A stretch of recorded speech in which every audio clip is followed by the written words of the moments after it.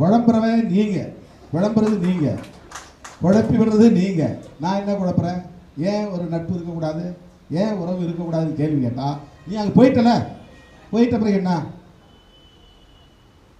எல்லாத்துலேயும் ஒரு ப்ரொசீஜர் இருக்குல்ல,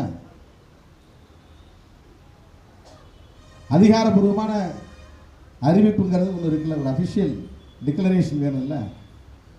அப்போ அந்த காலகட்டத்தில் இருந்த அந்த சூழலில் சொன்ன கருத்து அதை தான் ரெட்டமலை சீனிவாசனுடைய பிறந்தநாள் அன்னைக்கு சொல்கிறேன்.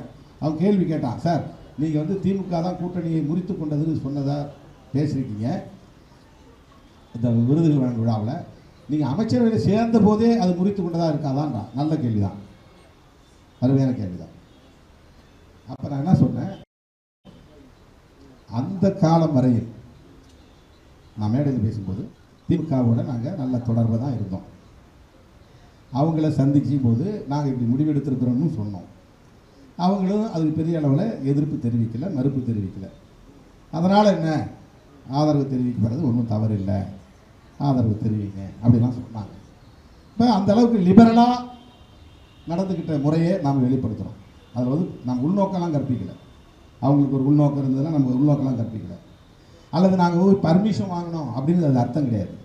எங்களுக்கு இருக்கிற அந்த தோழமை உணர்வின் அடிப்படையில் நாங்கள் எடுக்கிற முடிவை சொல்கிறோம். 10 நாள் கழித்து அமைச்சரவை சேருகிறோம் அதை சொல்கிறதுக்கும் நான் தொலைபேசி தொடர்பு கொள்கிறேன்.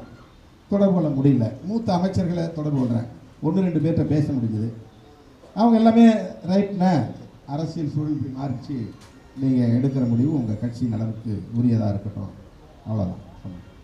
இதை நம்ம ஓப்பனாக பேசுகிறோம். இதில் என்ன ஓப்பனாக பேசுகிறது, என்ன தப்பு இருக்குது? இதில் என்ன ஒன்று நாங்கள் போய் அவங்கள்ட்ட பர்மிஷன் வாங்கிட்டு வந்தோங்கிற மாதிரி அதில் என்ன நேரேஷன்? பர்மிஷன் வாங்க வேண்டிய தேவை என்ன இருக்குது? அவங்களும் இதை வந்து தடுக்க முடியாதுல்ல. அரசியல் சூழல் தலைகீழ மாறி இருக்கு.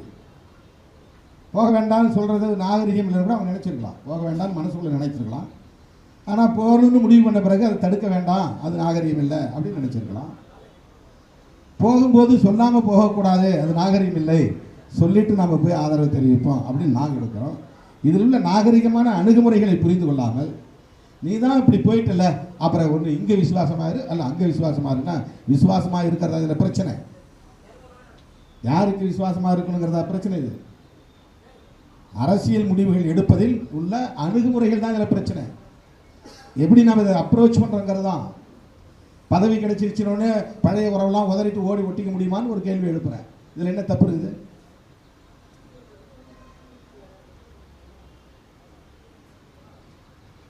ஒரு விஷயத்தை நீங்கள் புரிஞ்சுக்கணும், கட்சி தொடர் ஒன்று புரிஞ்சுக்கணும்.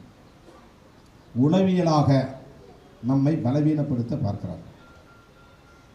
எப்படின்னா, திருமாவளவன் இப்போ வந்து அப்படியே மாறி மாறி பேசுகிறாரு, தடுமாறுறாரு. என்ன எனக்கு தேவை இருக்குது, நான் தடுமாற வேண்டிய தேவை என்ன இருக்குது? நான் பேலன்ஸிங்காக அரசியலை பண்ணுறேன்.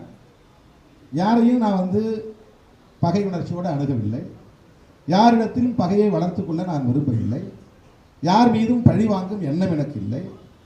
இப்போ கூட நான் சொல்கிறேன், திமுக காரங்களையோ அல்லது நம்மளை விமர்சிக்கக்கூடிய மதிமுக மற்ற யாரையும் சரி, தயவு கூர்ந்து யாரும் சமூக ஊடகங்களில் எதுவுமே பேசாது, வேண்டாம். அது நமக்கு டிஃபென்ஸே கிடையாது. பேசுகிறவங்க பேசிட்டு போனால் போகிறாங்க, அதை நீ ஸ்க்ரோல் பண்ணி விட்டு போயிட்டே இருக்கு. என்ன வேணாலும் பேசட்டும், நமக்கு அது அவசியம் இல்லை. நான் வந்து வாரியர்ஸ் ஆஃப் சோஷியல் ஜஸ்டிஸ், சமூக நீதிக்கான போராளிகள், அவ்வளவுதான். அவ்வளோதான். கூட்டணியை பற்றியோ தேர்தலை பற்றியோ வெற்றி தோல்வியை பற்றியோ அதில் லாப நட்ட கணக்குகளை பற்றியோ நமக்கு கவலை இல்லை. அதை ஃபேஸ் பண்ணுறோம், அவ்வளோதான். போகிற வழியில் அது வருது, நம்ம ஃபேஸ் பண்ணுறோம். நீண்ட பயணம் போயிட்டு இருக்கேன், இடையில தேர்தல் வருது, கூட்டணி வருது, அதை ஃபேஸ் பண்ணி தான் ஆகணும், அதை டீல் பண்ணி தான் ஆகணும், அதை அணுகியே தான் ஆகணும். அதனால் அதை ஃபேஸ் பண்ணுறோம், அவ்வளோதான். இப்போது நீங்கள் யாரை வந்து நம்பி இருக்கிறீங்களோ அந்த நம்பிக்கையை சிதைக்கிறது. திருமாவளவன் மேலே இந்த இளைஞர்கள்லாம் அப்படி ஒரு அதீத நம்பிக்கையோடு இருக்கிறாங்க. எவ்வளவு பெரிய புயல் அடித்தாலும் அது சீர்குலையாமல் இருக்க, கட்டுக்கோப்பாக இருக்க, இதை பொறுத்து கொள்ள முடியாதவர்கள் வாய்க்கு வந்ததை பேசுகிறார். இங்கேருந்து போயிட்டாங்க, கூடாரம் காலி ஆயிடுச்சு. இப்போ பல கட்சிகள்லேருந்து எந்த நம்பிக்கையில் நீங்கள் வந்து சேர்றீங்க? இதுக்கு யாரும் நம்ம வந்து இதுக்காக கேம்பெயின் பண்ணலை. எல்லா சமூகத்தை சார்ந்த இளைஞர்களும் வந்திருக்கிறீங்க. இது நாளைக்கு ஆளுங்கட்சியாக போகிற கட்சி கிடையாது. திருமாவளவன் நாளைக்கு முதலமைச்சர் ஆகிடுவார் நினைச்சு யாரும் நீங்கள் வரல. இப்போ உங்களுக்கும் ஒரு கொள்கை பார்வை இருக்கிறது, ஒரு கோட்பாட்டு பார்வை இருக்கிறது, ஒரு நம்பிக்கை இருக்கிறது. எல்லா கட்சியுமே அப்படிதான். அந்த கட்சி விட்டு கட்சி தவறவங்க யாராக இருப்பாங்கன்னா கொள்கை பிடிப்பு இல்லாமல் பதவி வெறி கொண்டவர்களாக, பதவி பிடிப்புள்ளவர்களாக இருப்பவர் தான். எந்த கட்சி எடுத்துக்கிட்டாலும் சந்தர்ப்பத்தை பயன்படுத்தி இப்போவே போனால் டிவிக்கில் சேர்ந்துட்டா நாளைக்கு எம்பி சீட்டு வாங்கலாம் அப்படின்னு நினைக்கிறவங்க போகலான்னு நினைப்பாங்க. தொண்டர்கள் அல்லது கொள்கை பிடிப்புள்ளவர்கள் யாரும் போக மாட்டாங்க. 99.99% அப்படியே தான் கட்சியில் இருப்பாங்க. அப்படிதான் எந்த கட்சியாக இருந்தாலும். நம்ம கட்சியில் அப்படிதான் அது.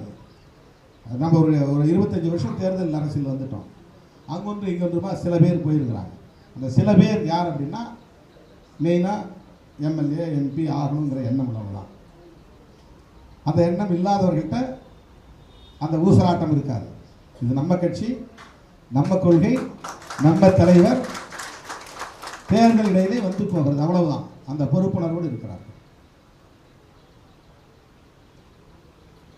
தோழர்களே, அந்த பொறுப்புணர்வோடு, அந்த புரிதலோடு விடுதலை சிறுத்தைகளாய் தங்களை இணைத்துக் கொள்ள வந்திருக்கிற உங்கள் அனைவரையும் மகிழ்ச்சியோடு வரவேற்று வாழ்த்து நம்முடைய இலக்கை நோக்கிய பயணத்தில் நாம் உறுதியாக நிற்போம்.